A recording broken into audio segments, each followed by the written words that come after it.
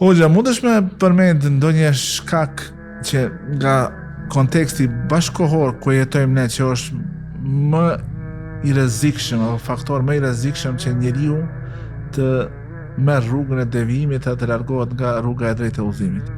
Tham drejtën gjatë pyetjes më kujtu një hadith i pejgamberit sallallahu alaihi wasallam, ku i dashmi Zotit e ka cekë që Allahu nuk do t'i fusë në xhenet ata persona, ata njerëzi, të cilën në zemrat e tyre kanë menjëmallësi.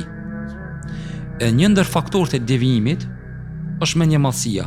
E sahabët e vetën, ja Rasulullah, a mos hin në menjëmallësi që njeriu mu duk i bukur, i pashëm, i pastërt?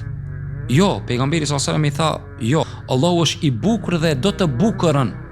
Mirë po tha, menjëmallësi është neglizhimi apo nënshmimi i njerëzve dhe refuzimi të vërtetës.